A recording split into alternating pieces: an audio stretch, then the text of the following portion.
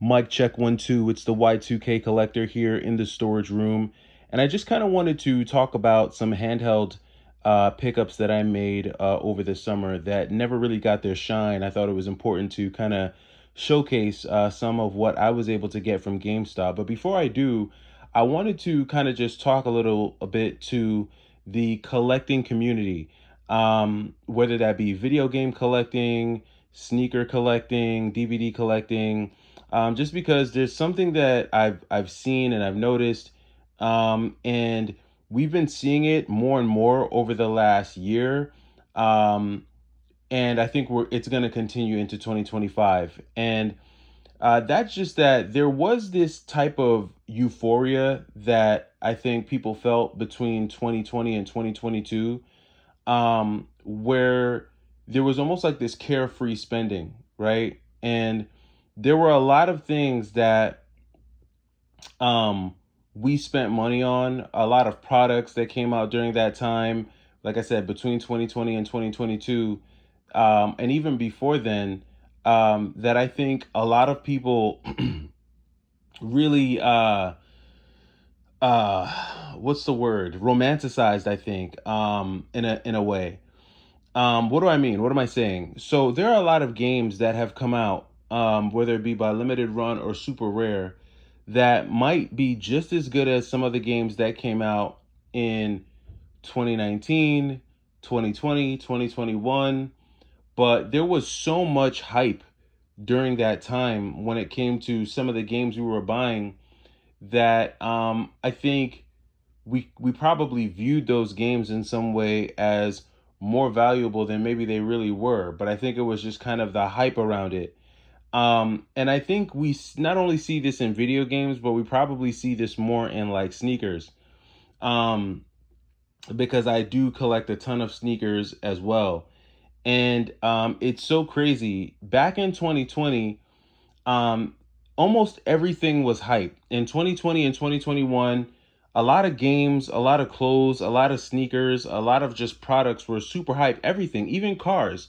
I don't know if you tried to buy a used car in 2020 or 2021 or 2022, but used car prices were through the roof. It's like everything was just insane.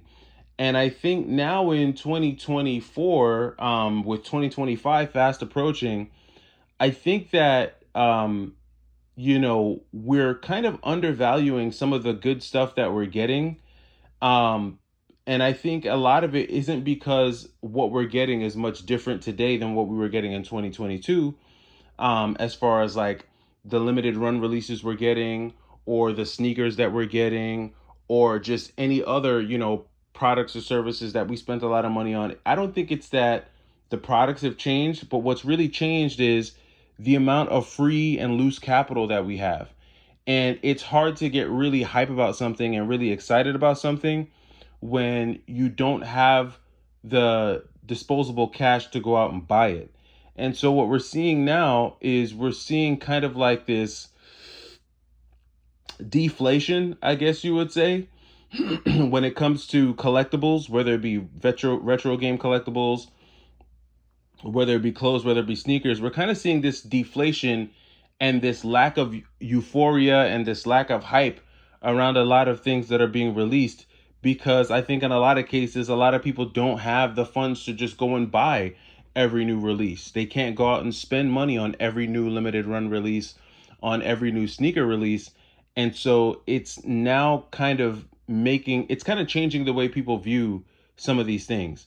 Now, me, I've been collecting, and my collecting hasn't stopped, whether it be for video games, whether it be for sneakers, whether it be for, a fear of God outfits, which I don't talk about the clothing and the sneakers as much on this channel. I have in the past, but I don't really dive into that as much. But I think that, the good thing is that now, because of the decline in the hype, it gives the true collectors, the true supporters, those who really have a real passion, for some of these items, for some of these things, whether they be video games, retro games, clothing, sneakers, Switch games, whatever. Now it's going to give more opportunity for those folks to really dive in and to be able to take advantage and purchase these items without having to deal with the large number of folks who are diving into hobbies and diving into certain things all because of hype. And I think that it's a really good thing. Um, I would probably say the main difference between like video games versus something, say, like sneakers, is that a lot of the folks, I think the video game community, especially the retro game community, is a different demographic, I think, than sneakers. And I think especially when it comes to retro games, um, that demographic is probably made up of more adults who are probably more established in their careers and are looking for ways to reach back into their childhood. And so they have a little bit more of that disposable income, as opposed to something like, say, sneakers, where that demographic is probably younger, a younger generation that doesn't necessarily have the disposable income anymore. You're not getting any stimulus checks anymore. You're not getting any, free money anymore. And so you can't just take that and just go buy every new sneaker that's come out. And I recently picked up a pair of the Ama Manier Jordan 3s. And if that shoe, and this is, again, I know I'm getting into sneakers and I'm holding some video games in my hand. Trust me, I'm going to get to the games, but I'm just trying to make a point that if those sneakers would have released in 2020, those easily would have been a $600 pair of sneakers. But it just goes to show you the signs of the times, because now those sneakers are pretty much, the hype has died down. And I think you probably are seeing some of the same things when it comes to video games. Like I said, I think the difference is, though, that when it comes to retro games, the market for retro games is still extremely viable. And depending on the games you're picking up, you're always going to be able to find someone on some online marketplace that's going to be willing to pick some of these games up. With all that being said, let's get into some of these handhelds that I was able to find at GameStop over the summer, which I was totally stoked that I was able to find these. And it's funny, like I said, a lot of these games I found just sitting on the shelf, whereas I know if it were like 2020, 2021, a lot of these games probably would have been scooped up and out the door a long time ago. So the first one is Monster Hunter Stories on the 3DS. This was an extremely clean copy that I found at one of my local GameStops. It was complete in box. This is a game that I actually had on the Switch, but then I sold my Switch version when I sold off all my Switch games. And so it's actually kind of been fun finding some of these games that I had on the Switch, and finding these games on their original consoles or on other consoles like the 3DS or the Wii U, or whatever other original console it was on, because like I said, everything's being ported to the Switch these days. So this was a cool one to find. Uh, the next one that we have here is Dragon Ball Z Extreme Butoden. This is a pretty cool fighting game, I'm not gonna lie. I actually had this before, and I remember during the hype, like during 2022, um, this was commanding like a $50 to $60 price tag. And so I sold my copy. I think I had a loose cart copy at that, which I sold. So I found it complete in box at GameStop and went ahead and added it back, because this was a pretty good fighting game. So I picked this up and added it back into the collection. The next one that I have here is Shovel Knight. I actually played Shovel Knight a bit when I had it on the Switch. It was one of the first Switch games that I actually spent a good amount of time playing, like back in like 2019, 2020, when I was getting into the Switch a little more heavy.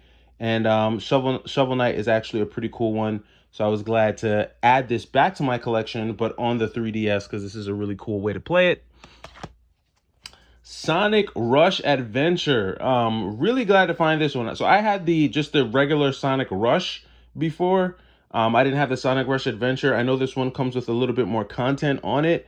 And so I was glad to find this one at GameStop. Not a bad pickup. Again, complete in box. All of these DS and 3DS games, by the way, were like in tip-top shape, almost like new condition. So really good finds here. Another pickup.